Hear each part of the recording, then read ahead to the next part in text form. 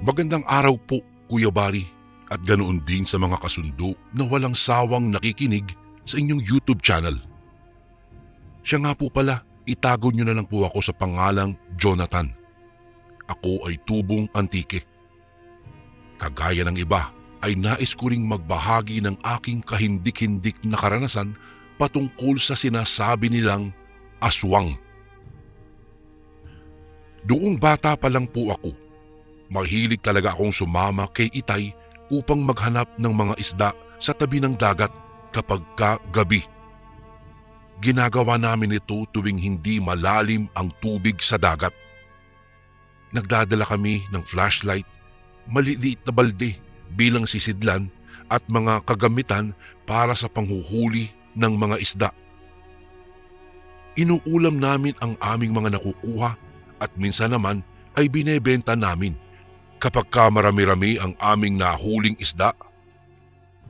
Minsan nakakahuli kami ng mga maliliit na pugita at masayang-masaya na kami kapag nakakita kami ng pugita dahil siguradong mayroon na naman kaming ulam o di kaya'y ibebenta na naman kami.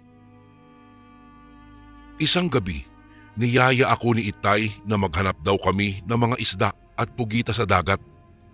Low tide kasi iyon, Kuya Bari, kaya naman hindi na namin sinayang ni Itay ang pagkakataong iyon. Nagdala na kami ng flashlight, sisidlan at panghuli. Hinihiling namin ni Itay na sana makarami kami. Mga 3 gabi na kasing kaunti lamang ang aming naiuwing isda. Nilinawan namin ang aming mga mata upang walang isdang makaligtas sa aming paningin. Ngunit sadyang madalang talaga ang mga isda noong gabing iyon. Tay, wala na siguro mga isda o pugita rito. Umuwi na lang po tayo. Tsaka inaantok na rin po kasi ako at tsaka malalim na ang tubig mamaya. Wika ko kay Itay. Napagod na rin kasi ako kakaikot habang hawak-hawak ko ang flashlight. Oo nga, Jonathan. Mukhang madalang na ang mga isda ngayon. Sige, umuwi na lang tayo at matulog. 9:00 na siguro ito. Sagot naman sa akin ni Itay. Napagdesisyonan naming umuwi na lang kami. Inaantok na rin kasi kami at napapagod na rin sa aming ginagawa. Makalipas lamang ang ilang minuto, naglakad na kami pauwi.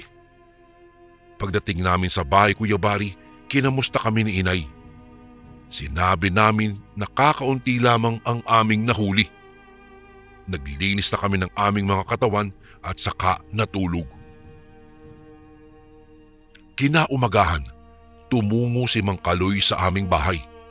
Nagkape siya at nakipagtsismisan kina Inay at Itay. Malapit sila kasi sa isa't isa. Masayang kausap si Mang Kaloy, kaya naman nawiwili sina Inay at Itay sa pakikipag-usap sa kanya. Oo nga pala, paring Ben, marami ba kayong nahuling isda kagabi? Tanong ni Mang Kaloy kay Itay. Ay naku, malas nga Wala, kakaunti lamang nahuli naming isda. Wala rin kaming nakita kahit isang pugita. Ay, mukhang wala nang laman ng dagat, paring Kaloy. Sagot naman ni Tatay kay Mang Kaloy. Nasa tabi nila ako at nakikinig lamang sa kanilang usapan.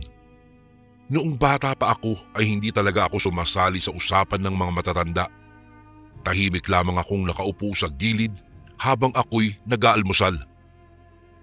Ay, ganun ba? Ako, malas no. Bakit ayaw niyong subukan doon sa kabilang bato? Doon ako nang huli kagabi. Abay, marami akong nakuhang isda at pugita. Sa katunayan nga, napuno ko nga yung sisidlan ko. Sabi naman ni Mang Kaloy. Dahil doon, namangha si Itay sa kanyang narinig. Ngunit kaagad ring naglaho ang pagkamanghang iyon. Tila ba mayroon siyang malalim na iniisip habang nakakunot ang kanyang noo. Marahil iniisip niya kung bakit pumunta si Mang Kaloy sa batuhang iyon, gayong delikado daw pumunta doon kapag kagabi na. Talaga nga namang kasing kakilakilabot puntahan ang lugar na iyon, Kuya Bari. Ayon kasi sa kwento ng mga matatanda, inaaswang daw ang mga taong pumupunta roon kapag kagabi. Marami na rin kaming natanggap na balita mula sa ibang mangingisda na nakakita raw sila ng aswang na nakatuwad.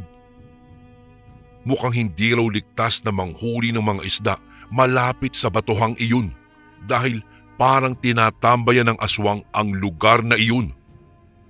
Ang malaking bato na iyon, Kuya Bari, ay napapalibutan ng tubig.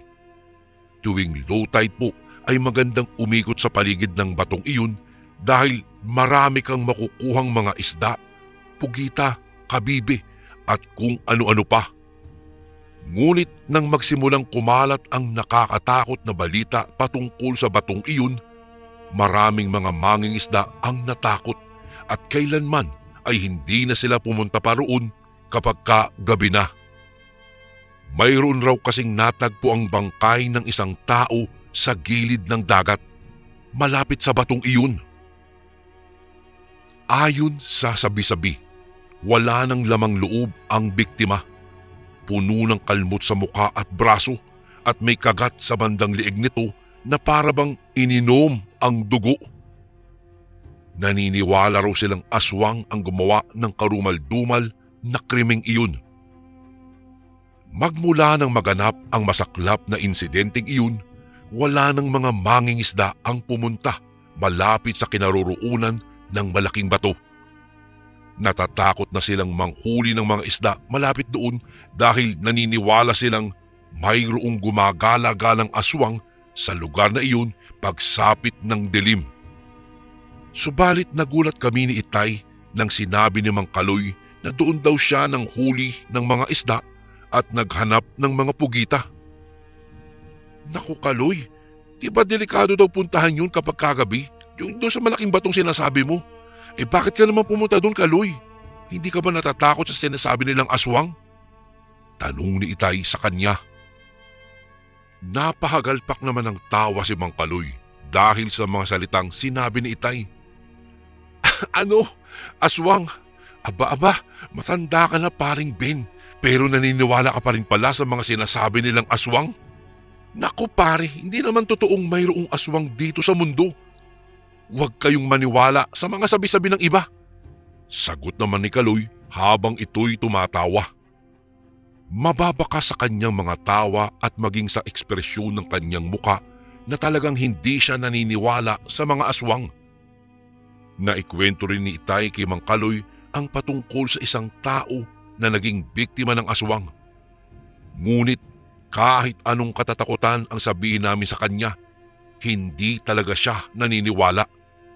Patuloy niyang pinanghahawakan ang kanyang paniniwala na walang aswang sa mundo. Nang sumunod na mga gabi, muli na namang tumungo si Mang Kaloy sa kabilang batuhan upang maghanap ng mga isda. Palaging puno ang kanyang sisidlan tuwing umuuwi siya. Marahil iyon ay dahil wala ng ibang mga tao ang nanghuhuli ng mga isda roon, kaya naman ay palaging marami ang mga isdang naiuuwi ni Mang Kaloy. 3 gabi na siyang pabalik-balik malapit sa batuhang iyon. Ngunit nagtataka kami sapagkat wala namang masamang nangyayari sa kanya. Nakakauwi pa rin siya ng ligtas. Walang kababalaghang nagaganap sa lugar na iyon ayon kay Mang Kaloy. Wala ring umaataking aswang. Masasabing ligtas si Mang Kaloy kapag katutungo siya roon kahit pa kalagitnaan na ng gabi. Tay, hindi naman siguro totoo na may aswang sa kabilang batuhan. Tingnan mo si Mang Kaloy Wala namang masamang nangyayari sa kanya. Tsaka tingnan mo Itay ang dami niyang nahuhuling isda palagi. Paano kaya Tay kung doon na rin tayo maghanap ng mga isda? Wika ko kay Itay. Ngunit hindi pa man nakakasagot si Itay ay kaagad nang nagsalita si Inay. Aba, anong sinabi mo Jonathan? Pupunta kayo roon ng ama mo? Naku, sabing delikado ngang pumunta roon kapag kagabi. Baka sunggaban na lang kayo ng aswang, kaya wag na wag kayong pupunta roon. Wika ni Inay.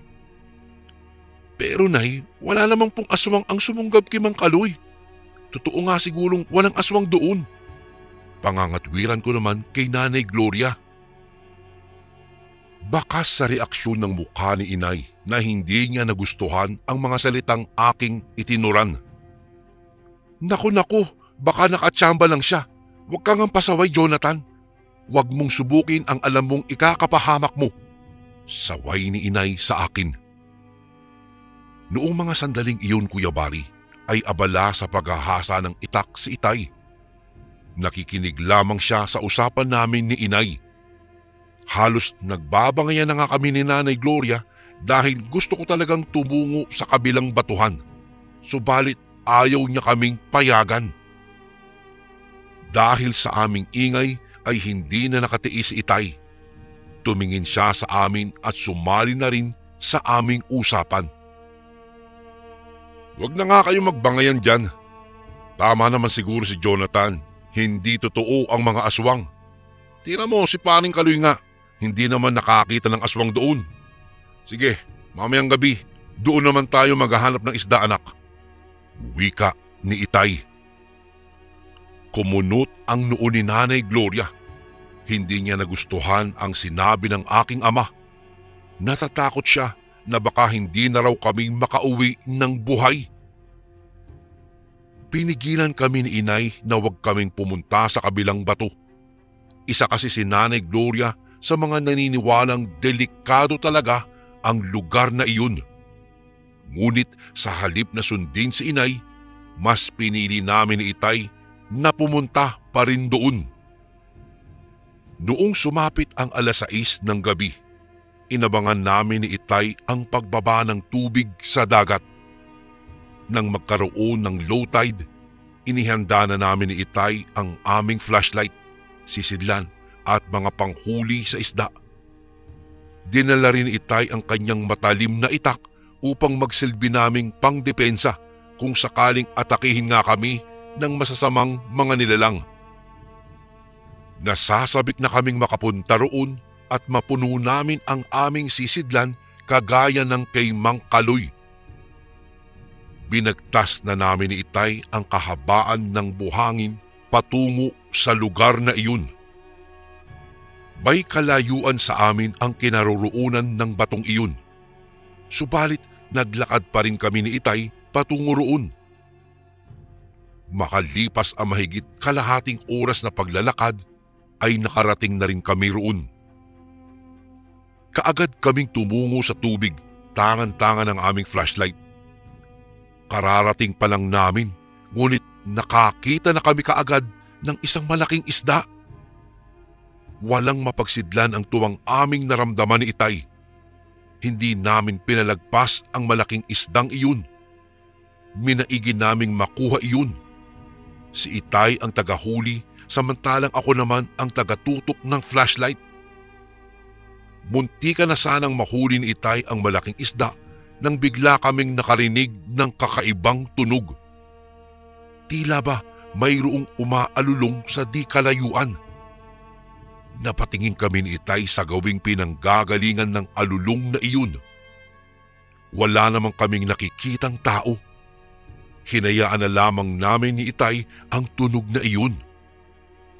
Maya-maya ay muli na naman kaming nakarinig ng alulong.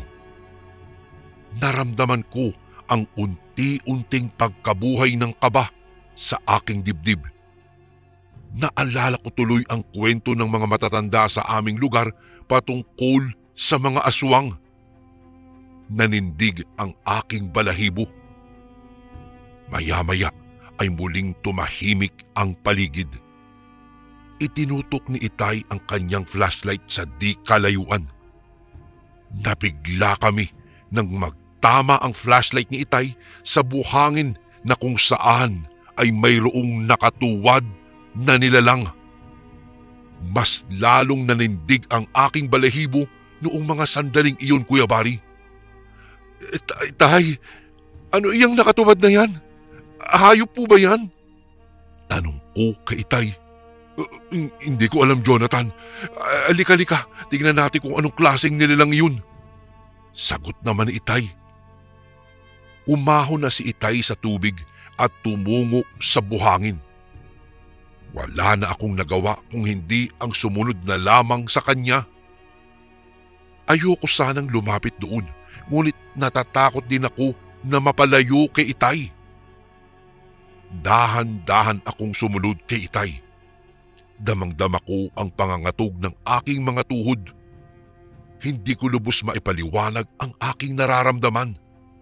Tila ba nilalamon ako ng labis na kaba at takot. Nakatutok pa rin ang flashlight ni Itay sa nakatuwad na nilalang. Malapit na kami sa kinaroroonan nito. Tiningnan ko ng maigi ang nilalang na iyon. Napansin ko ang mahabang buhok nito. Tay, tao po ba yan? Parang babae siya, ang haba ng kanyang buhok. Sambit ko habang nakatitig ako sa nakalugay na buhok ng nakatuwad na nilalang. Napaisip ako. Sa palagay ko ay iyon na nga ang sinasabi nilang aswang. Nakatuwad lamang ito at hindi man lang ito gumagalaw. Kumuha si Itay ng isang bato. Nagtaka naman ako kung anong gagawin niya sa batong iyon. Tay, ano pong gagawin niyo sa batong yan? Tanong ko sa kanya. Hindi man lang ako sinagot ni Itay na para bang hindi niya ako narinig. Nagulat na lamang ako sa ginawa ni Itay. Binato niya ang nakatuwad na nilalang at tumama ito sa bandang puwitan nito. Hindi ko inaasahan talaga ang tagpong iyon, Kuya Bari. Dahil sa ginawa ni Itay, mabilis na gumalaw ang nilalang. Wari bang nagulat ito sa ginawa ng aking ama. Mula sa pagkakatuwad ay tumayo ang nilalang na iyon at humarap ito sa amin.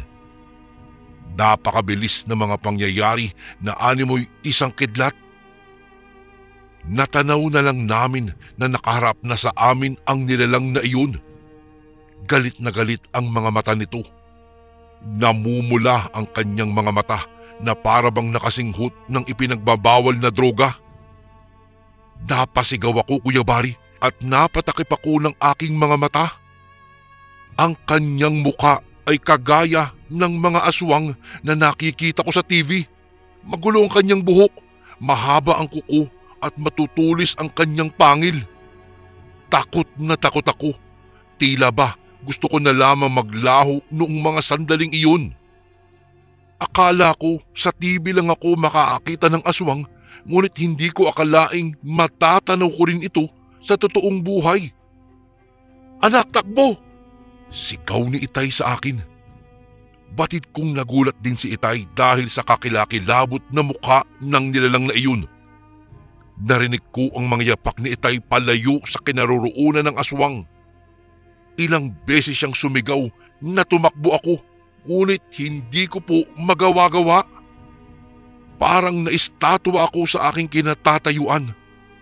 Pakiramdam ko ay mayroong mabibigat na kadena sa aking mga paa, kaya hindi po ako makaalis. Hindi ko ring nagawang sumigaw pa. Naramdaman ko na lamang na hinihila ako ng aswang at saka inatake. Tinangka niyang kagatin ng aking liig, ngunit sa mga sandaling iyon ay napasigaw na ako. Itay, tulungan niyo po ako! Takot na takot ako. Tila ba nawawala ako sa aking matinong pag-iisip. Ang buong akala ko ay iyon na ang aking katapusan sa mundong ito. Ngunit naramdaman ko ang unti-unting pagkalas ng aswang mula sa mahigpit na pagkakahawak nito sa aking liig. Maliwanag ang buwan noong mga sandaling iyong, Kuya Bari, kaya tanaw na tanaw ko ang paligid kahit hindi ako gumamit ng flashlight. Nabitiwan ko na rin kasi ang flashlight dahil sa sobrang takot ko. Tumingin ako sa aswang. Nakita kong hila-hila ng aking ama ang mahabang buhok nito.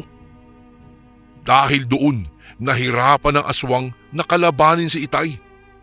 Sinamantala ni Itay ang mga sandaling iyon at walang awa niyang hinila ang mahabang buhok ng aswang patungo sa mga bato. Halos nakasadsad na sa bato ang katawan ng aswang at parang nanghihina rin ito. Nakasunod lamang ako kay Itay habang nangangatog ang aking mga tuhod. Hindi ko alam kung ano ang susunod na mangyayari. Umaangil na rin ang aswang dahil sa ginagawa ni Itay. Batid naming nasasaktan na ito. Nang manghina ang aswang, binitiwan na ng aking ama ang buhok nito. Ngunit ang buong akala ko, doon na magtatapos ang kanilang labanan. Ngunit nagulat na lamang ako nang biglang binunot ni Itay ang kanyang matalim na itak mula sa kanyang tagiliran. "Tay, papatayin mo ba siya?" Ang kampo ng mga demonyo ay hindi dapat pinapatakas. Pinapatay sila upang hindi na makapambiktima pa. Sagot naman ng aking ama sa akin. Pagkatapos niyang sabihin iyon, ay tinaga niya ang aswang. Tumama ito sa mukha nito na sinundan pa ng pagsirit ng dugo. Tanaw ko ang matalim na itak ng aking ama na may bahid ng dugo. Inihinto muna ni Itay ang pagtataga sa aswang. Hinayaan niyang namnamin ito ang hapdi at kirot mula sa dumadagundong sugat nito. Tanaw na tanaw ko ang galit sa mukha ng aking ama. Tumahimik lamang ako. Nakatayo ako sa buhangin habang inaabangan ang susunod na mangyayari. Maya-maya, nagulat ako dahil biglang nagpalit ng anyo ang babaeng aswang. Naging isa itong malaking aso. Tiningnan ko ang mukha ng aking ama. Bakas sa ekspresyon ng kanyang mukha ang pagkagulat na wari bang hindi niya inaasahan na bigla na lamang magpapalit ng anyo ang aswang. Napasulyap ako sa malaking aso. Inisip ko na baka susunggaban niya kami ni Itay. Kaagad namang inihanda ng aking ama ang kanyang itak kung sakaling susugurin kami ng aso. Ngunit nakahinga kami ng maluwag dahil imbis na sunggaman kami nito ay mabilis na kumaripas ng takbo papalayo sa aming kinaroroonan ang asong iyon. Tila ba natakot ito sa matalim na itak ng aking ama. Noong wala na ang nilalang, binagtas namin ang daan sa gilid ng dagat pauwi na sa aming tahanan. Nang makarating kami ay kaagad naming ikinuwento kay Inay ang pangyayari tungkol sa aswang na nakainkwentro namin ni Itay. Galit na galit ang aking nanay dahil sa kanyang narinig. Ang titigas daw kasi ng aming ulo. Ngunit masaya pa rin siya dahil nakauwi kaming buhay ng gabing iyon. Kinaumagahan, nakatanggap kami ng balita sa aming lugar na meron daw disgrasyang nangyari sa asawa ni Mang Kaloy. Nakita raw ng aming mga kapitbahay ang mukha nito na mayroong benda habang ito'y nag-iigib ng tubig. Tila parang mayroon daw sugat ito sa kanyang mukha na pilit pa raw tinatakpan ng buhok ang malaking hiwa sa mukha nito. Tinanong niya raw kung ano ang nangyari. Ngunit hindi raw ito sumasagot na tila ba mayroon itong matinding lihim. Nagtaka sila kung bakit nagkaroon ng sugat ang mukha nito gayong wala namang itong kaaway sa aming lugar. Malabo namang sinaktan ito ni Mang Kaloy dahil kilala namin si Mang Kaloy bilang isang mabait at mapagmahal na asawa. Dahil doon, napag-isip-isip namin ni Itay na ang aswang na nakainkwentro namin sa kabilang bato at nataga ni Itay sa muka ay walang iba kung hindi ay ang asawa ni Mang Kaloy. Kaya pala hindi inaaswang si Mang Kaloy kapag nanghuhuli siya roon ng mga isda dahil asawa niya pala ang aswang. Bulong ko sa aking sarili. Hinayaan na lang namin ang asawa ni Mang Kaloy dahil wala rin naman kaming konkretong pruweba na siya nga ang aswang. Napapansin din namin na hindi na pumupunta pa si Mang Kaloy sa aming bahay. Mas lalong naging malakas ang aming paniniwala na aswang nga ang kanyang asawa. Hindi na namin ipinagkalat pa sa aming lugar ang tungkol sa nangyari sa amin. Patuloy pa rin kaming nakakarinig ng mga usap-usapan nila sa mga tao na nagtataka daw kung bakit may malaking sugat sa mukha ang asawa ni Mang Kaloy. Napansin din ng aming mga kapitbahay na hindi na lumalabas ang babaeng iyon. Hindi na ito nakikipagtsismisan sa aming lugar. At lumipas lamang ang ilang araw. Nabalitaan na lang namin na lumayas na sa aming lugar ang pamilya ni Mang Kaloy kasama ang asawa nitong aswang. Magmula noon, wala nang nambibiktimang aswang sa kabilang bato pagkagat ng dilim. Sa ngayon po, Kuya Bari, wala na kaming balita kung nasaan na sila. Natutuhan ko mula sa aking karanasan na kahit gaano pa tayo kalapit sa isang tao, mayroon talagang mga sikreto tungkol sa kanilang pagkatao na hindi pa natin nalalaman. Kaya naman dapat tayong mag-ingat sa mga taong ating nakakasalamuha. Habang nagdaan ang mga araw, nanatili sa aming isipan ang alaala ng nakakatakot na pagkikita namin sa aswang na iyon. Nagpatuloy kami sa aming buhay, nangingisda sa tabi ng dagat. Ngunit ang kwento ng gabing iyon ay patuloy na umiikot sa aming mga usapan. Ang pag-alis ni Mang Kaloy kasama ang kanyang asawang aswang ay naging babala sa mga lokal. Nag-umpisa ang mga tao na maging maingat sa kanilang paligid na nauunawaan na kung minsan ang mga bagay na ating kinatatakutan ay hindi lamang mga kwento. Para sa akin, Kuya Bari, at kay Itay, itinuro sa amin ng gabing iyon ang isang mahalagang aral. Napagtanto namin na ang kadiliman ay maaaring magbunyag ng mga lihim na nakatago sa harap natin. Itinuro sa amin na maging mapanuri at maingat, hindi lamang sa mga nilalang na bumabalot sa gabi, kung hindi pati na rin sa mga hindi pa natin nalalaman na aspeto ng mga taong ating nakakasalamuha araw-araw. Nagpatuloy kami sa aming paglalayag sa dagat, ngunit may bagong pag-iingat na bumalot sa amin. Tinitiyak namin na mag-iingat kami palagi, hindi lamang sa tubig kung hindi pati na rin sa teritoryo ng mga lihim ng tao. Kuya Bari, dito ko na po tatapusin ang aking kwento. Sana po mapili niyo rin po itong basahin sa mga darating na araw. Lubos na gumagalang, Jonathan. At ito naman po ang ating pangalawang kwento para sa araw na ito.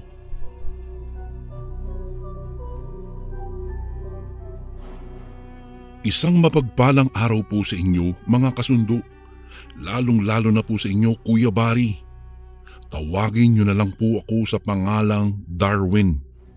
Nakatira dito sa lalawigan ng Bohol at ang edad ko po ngayon ay 35 na. Masugid niyo po akong tagapakinig, kaya naman naengganyo akong ibahagi sa inyo ang tunay na karanasan ng aking ama noong binata pa lamang siya. Naganap ang mga pangyayaring ito taong 1979. Ang edad ng ama ko po noong mga panahong iyon ay 19 pa lamang. Ayon sa kwento ng aking ama na si Dominador, inimbitahan sila ng kanyang mga pinsang sina Kanor, Pilo at si Eging ng kanilang katrabaho na si Tibong. Ayon umano kay Tibong, nalalapit na ang araw ng fiesta sa kanila, kaya inaya nitong pumunta ang aking ama kasama ang kanyang mga pinsan. Matagal na rin po kasing nilang kinukulit si Tibong kung kailan ito uuwi para isama sila. Gustong gusto kasi nilang makita ang lugar na tinitirhan ni Tibong. Dahil sa pare-parehong binata pa lang sila noon, kaya walang pag-aalinlangang pumayag kaagad sila. Lumipas pa ang isang buwan at sabay-sabay na silang bumiyahe papunta sa baryo nila Tibong. Ayon sa ama ko, Kuya Bari, noong una ay sumakay sila ng tricycle. Pagkatapos ay ibinaba sila sa lugar na walang masyadong kabahayan. Pagkatapos po nilang magbayad sa driver ay naglakad na sila sa isang maliit na daanan na kasya lang ang 2 tao. Puro sagingan at talahiban ang gilid ng daanan, kung kaya kailangang hindi lalagpas sa 2 tao ang magsasabay sa paglalakad. Wika pa ng aking ama, liblib na ang baryo kung saan nakatira ang kanyang katrabaho, sa kadahilanang wala na silang nadadaanang kabahayan at puro mga nagtataasang puno na lang ang kanilang nakikita. Medyo may kalayoon pala itong baryo ni Paring Tibong, no? Wika ng aking ama. Oo, Paring Darwin. Kaya bihira lang ako umuwi sa amin kapag may trabaho ako sa bayan eh. Napakalayo kasi at isa pa, nakakapagod maglakad dito. Tugon nito sa aking ama.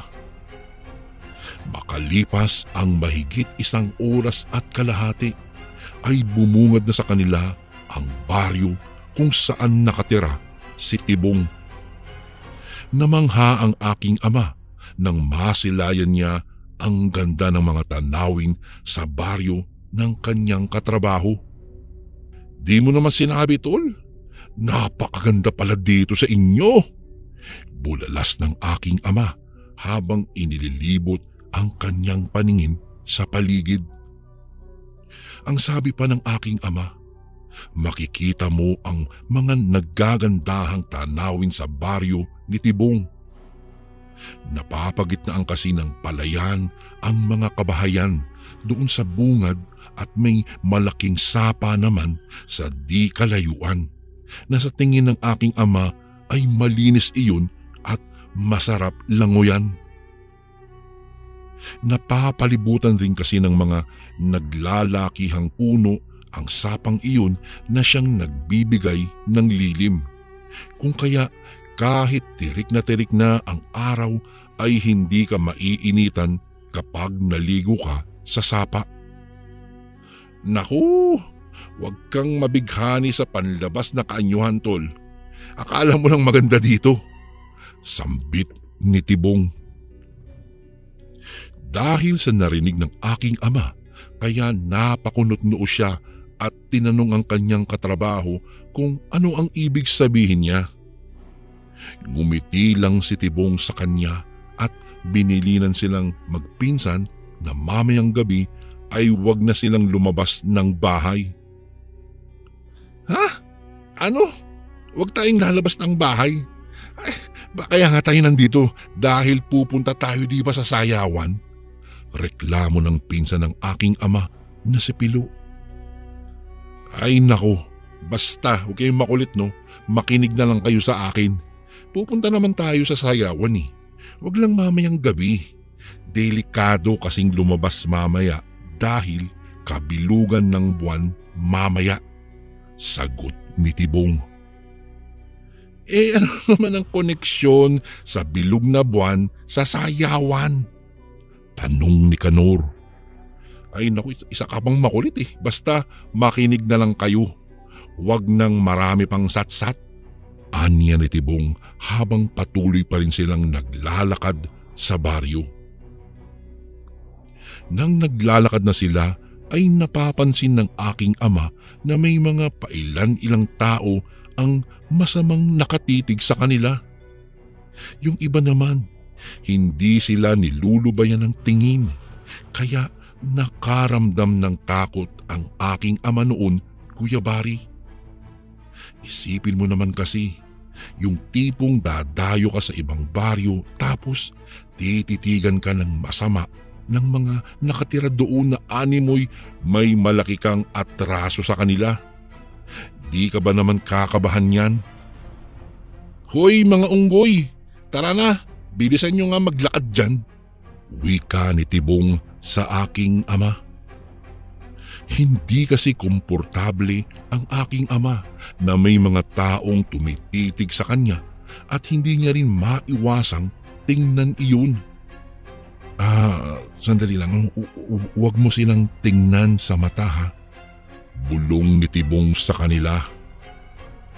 Napaisip at napatanong sa kanyang sarili ang aking ama ng mga sandaling iyon, Kuya Bari, kung anong klaseng baryo ba ang tirahan ng kanilang katrabaho. Bakit bawal tingnan sa mata ang mga taong naroroon? Samantalang kung makatitig ang mga ito, akala mo naman may malaking atraso sila sa mga tao. Napaigtad ang aking ama nang tapikin ni Tibong ang kanyang balikat. Bago ko po ipagpatuloy ang kwentong ito ay may request sana ako sa iyo, kasundo. Isang pindot lang ito, kasundo, sa subscribe button namin. Malaking tulong po ito sa amin, kasundo, upang mapagpatuloy pa namin ang mas marami pang magagandang kwento. Salamat sa pag-subscribe mo, bagong kasundo.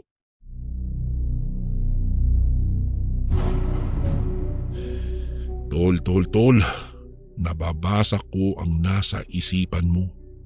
Tara, at sa bahay ko na lang ipapaliwanag kung anong klaseng baryong itong napasukan niyong magpinsan ha. Mabilis na naglakad silang magpinsan dahil nakaramdam na sila ng kakaiba sa mga taong naroroon. Hindi naman pusa nang huhusga sila sa mga nakatira sa baryong iyon, Kuya Bari. Kaya lang ay talagang hindi mo maiiwasang mag-isip ng kakaiba dahil na rin sa kinikilos ng mga ito. Noong makarating na sila sa bahay ni Tibong, ibang-iba ang presensyang nararamdaman nila sa loob ng bahay kaysa sa labas.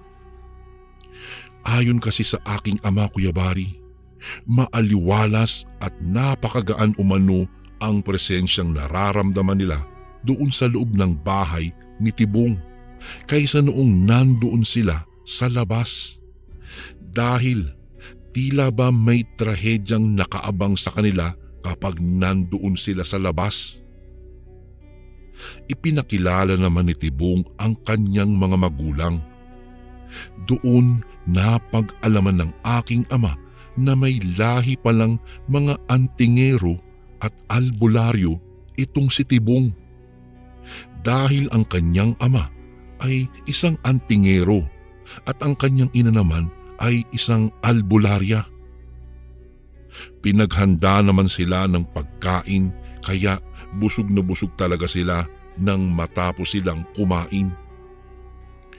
Anya pa ni Pilo, sulit na sulit ang mahabang paglalakad nila dahil masasarap ang mga pagkaing inihain sa kanila ng mga magulang ni Tibong. Kinagabihan, naririnig na ng aking ama ang mga tugtugan sa bungad ng baryo na tila ba nang iingganyo ang musika na pumunta sila doon sa sayawan. Mga iho, inumin nyo ito ha. Wika ng ama ni Tibong sa aking ama at sa kanyang mga pinsan.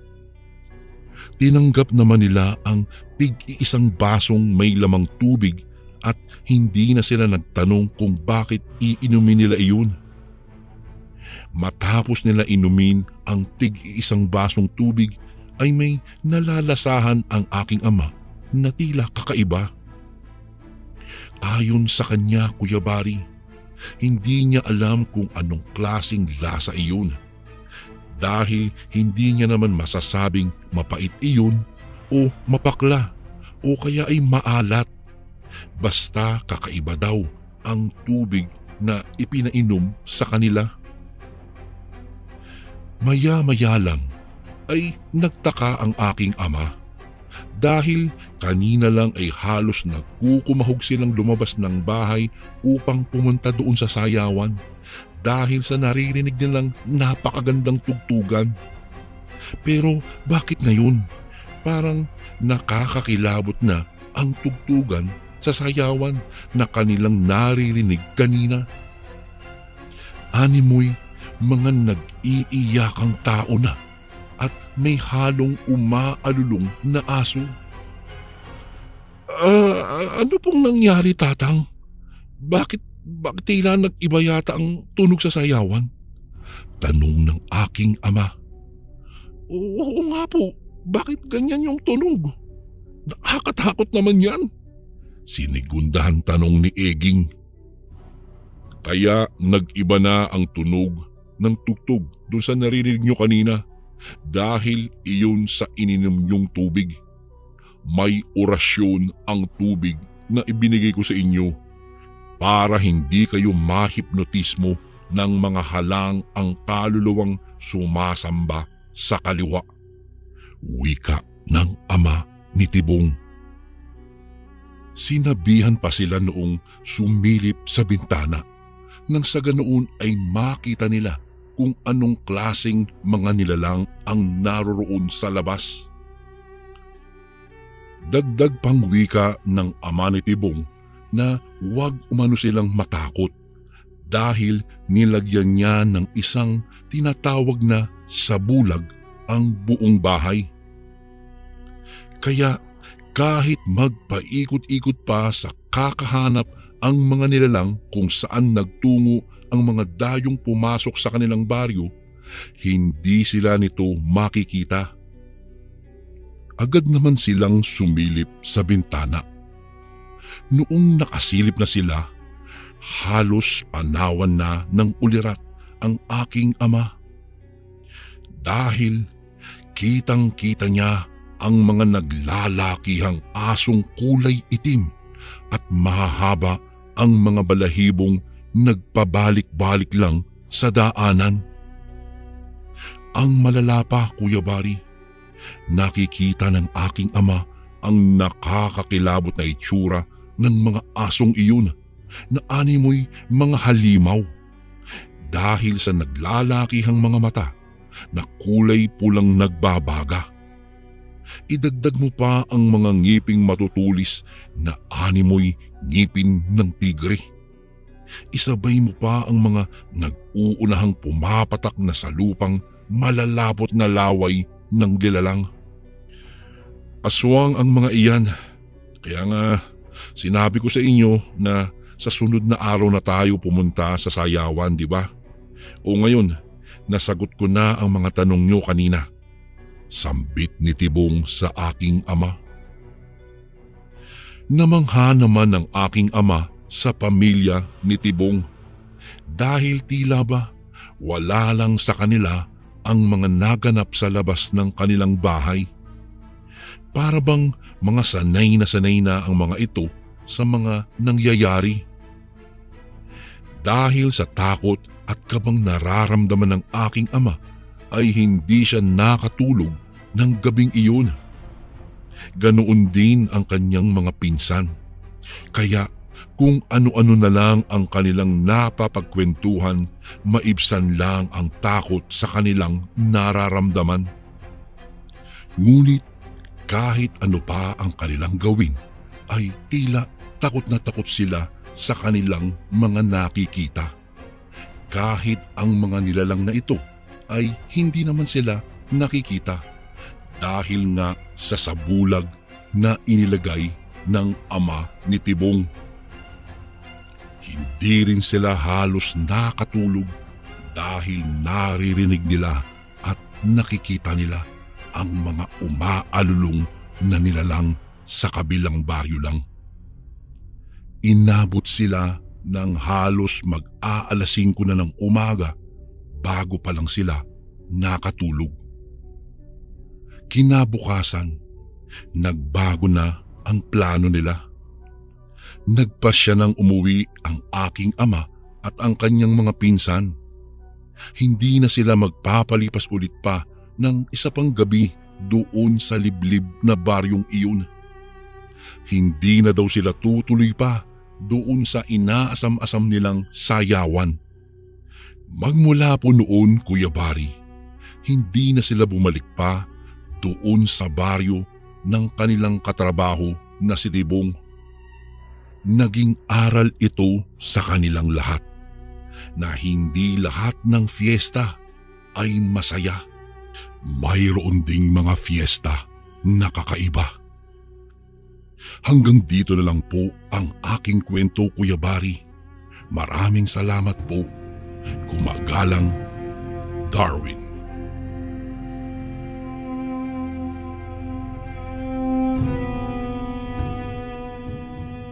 Magandang araw po sa iyo, Kuya Bari. Ako nga pala si Nestor. Nais ko lang po sanang ibahagi sa iyo ang kwentong ito at sana ay makapagbigay aliw sa mga tagapakinig mo sa iyong channel. Itong kwentong ito ay isa sa mahirap paniwalaan. Tanong ko lang po, maniniwala ba kayo kung may makikita kayong ulong lumilipad at nakakabit pa ang mga lamang loob? Tinatawag po iyong buwog sa amin.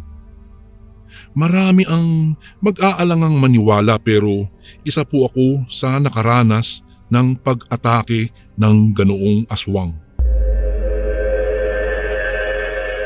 Bata pa lamang ako noong mangyari ito.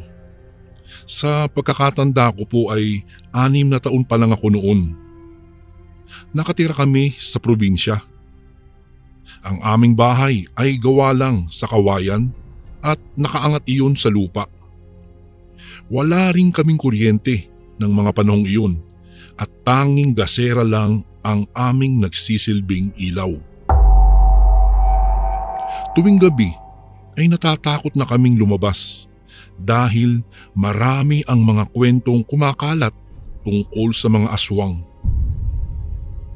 Mahirap mang paniwalaan pero dahil liblib ang lugar namin, hindi malabong mangyari ang pang-aaswang. Buntis noon ang aking inay sa nakababata kong kapatid. Sa aking pagkakatanda ay nasa 5 buwan na iyon. Ang aking ama ay tagabantay ng manukang nasa baryo lang namin, Kuya Bari. Kung kaya minsan kapag gabi na ay wala siya sa aming bahay. Madalas ako at si nanay lang ang naiiwan doon. Isang gabi noon, dahil nakatokang magbantay sa manukan ang aking ama, naiwan kami ni nanay. Binilinan kami ni tatay na kung maaari ay isara namin at ikandado ang pinto saka ang bintana dahil baka raw madalaw kami ng masamang nilalang. Kinilabutan man ako sa sinabi ni tatay pero itinatako iyon sa aking utak. Lalo pa at ugali talaga ni nanay ang magbukas ng bintana tuwing matutulog. Pagkatapos naming maghapunan ni nanay ay kaagad kaming naghanda ng aming higaan. Siniguro ko pa nga noon na nakakandado na nga ang mga pinto. Kumuha na rin ako ng itak bilang armas kung sakaling aswangin nga kami. Nakahiga na kami ng aking ina noong may narinig akong ingay mula sa labas ng aming bahay. Parang lubid iyon na pinapaikot-ikot sa ere. Inakala kong dahil lang iyon sa hangin, kung kaya hindi ko na inisip pa iyon. Makalipas ang ilang minutong paghiga ay nakatulog na ang aking ina. Ako naman, Kuya Bari, sa hindi ko malamang dahilan ay hindi ako dinadalaw ng antok. Kung ano-anong bagay kasi ang aking naiisip ng mga sandaling iyon. Papalit-palit ako ng posisyon para sana makaidlip pero bigo ako. Habang nagmumuni-muni ay bigla akong napatitig sa nakasara naming bintana. May narinig kasi akong kagaya ng narinig ko kanina lamang. Ang pinagkaiba lang ay parang napakahina ng ingay na iyon. Parang sa labas mismo ng bahay namin, hinahambalo sa ere ang lubid. Napalunok ako ng laway Sa hindi ko malamang dahilan ay kinabahan ako. Gayunpaman, may kuryosidad na dahang-dahang nabuo sa aking utak. Nag-aalangan pa sana akong humakbang pero may kung anong nag-uudyok talaga sa akin para lumapit sa bintana. Marahan akong lumapit sa bintana. Hinawakan ko ang pinto noon at dahan-dahan kong binuksan iyon. Patuloy pa rin akong nakakarinig ng tunog ng lubid sa labas, Kuya Bari. Kaya nagpasya akong sumilip na roon. Bago ko po ipagpatuloy ang kwentong ito ay may request sana ako sa iyo, kasundo.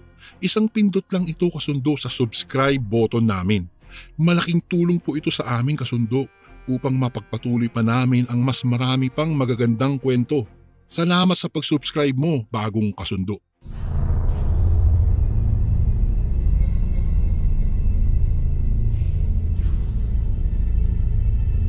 Sa aking pagsilip ay may nakita ako sa labas. Sa tulong ng sinag ng buwan, may ulong nakalitaw sa ere. Sa labas mismo ng aming bintana, nakatitig iyon sa aking pwesto. Hindi ko alam kung ano ang aking gagawin, lalo na noong mapansin kong karuktong pala ng ulong iyon ay ang nakalawit na bituka. Iyon pala ang gumagawa ng ingay na parang lubid. Napakusot ako ng aking mga mata sa pag-aakalang guni-guni ko lang iyon. Pero hindi pa rin iyon nawala sa aking paningin. Dahan-dahan iyong lumapit sa aming bintana at noong mapansin niyang may nakatitig sa kanya mula sa loob ng bahay ay kaagad itong umalis. Napakabilis noon ng animoy lobo lamang na tinangay ng hangin. Napahawak ako sa aking dibdib. Hindi ko na nagawang sumigaw dulot ng aking matinding kaba. Napatanong ako sa isipan ko kung anong uri ng nilalang ang nakita ko at kung ano ang pakay niya. Dahil sa nangyari ay isinara kong muli ang bintana at pagkatapos ay bumalik na sa aking higaan. Napatitig pa nga ako sa aking ina at noong makita kong himbing na himbing pa rin siya sa pagtulog ay nahiga na ako. Hindi ko nagawa ang matulog ng gabing iyon. Pilit kasing bumabalik sa isipan ko ang aking nakita. Hindi kaya aswang iyon? Takot na tanong ko sa aking sarili. Kinaumagahan ay maaga akong nagising dahil sa pagkatok ng aking ama. Noong makapasok na ang aking ama ay kaagad kong sinabi sa kanya ang aking nakita.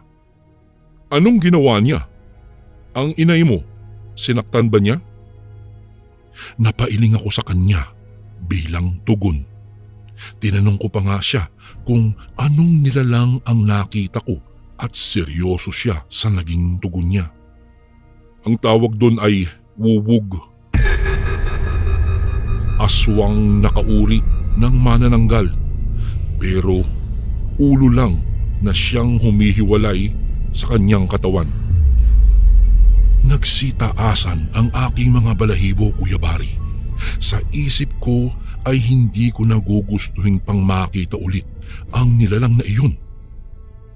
Sinabi sa akin ni tatay na huwag kong pabayaan ang aking ina kapag kami lang dalawa ang naiwan sa bahay.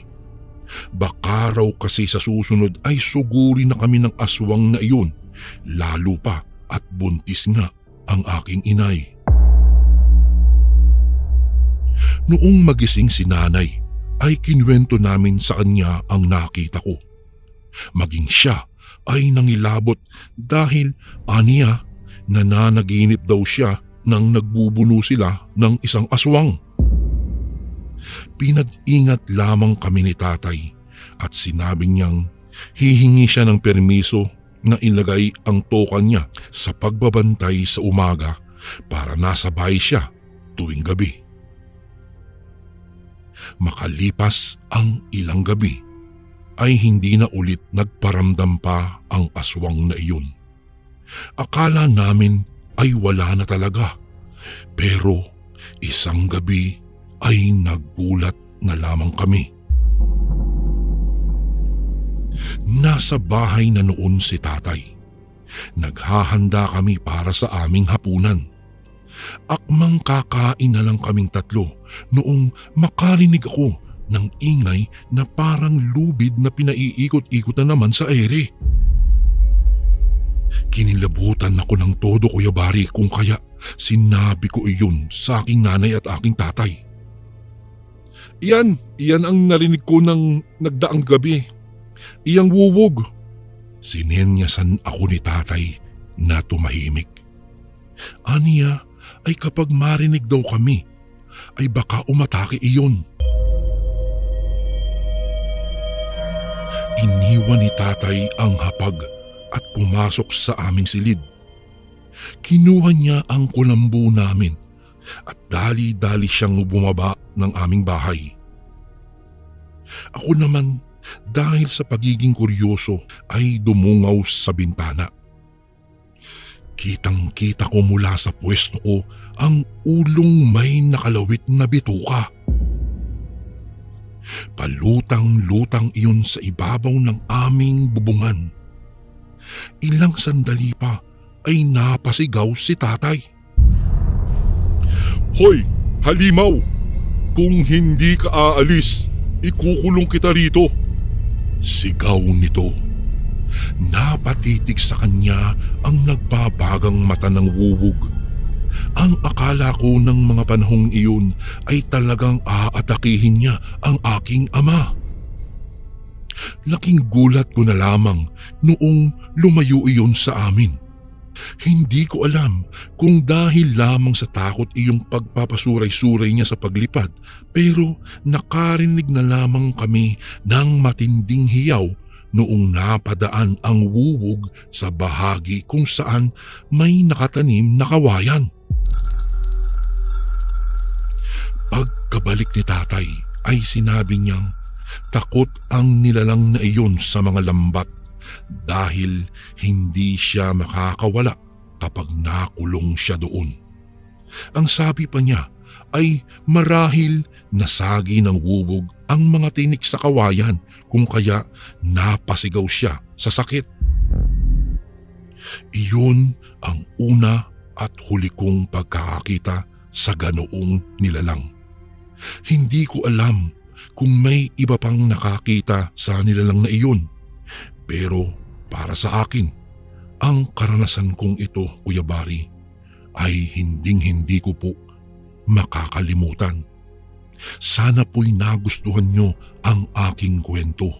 Hanggang dito na lang po. Gumagalang, Nestor. And again, maraming salamat po mga kasundo.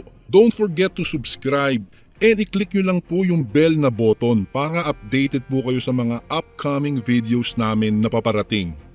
Maraming salamat po ulit. God bless and ingat po lagi dyan. Ito po si Kuya Bari at ako ang Sundo.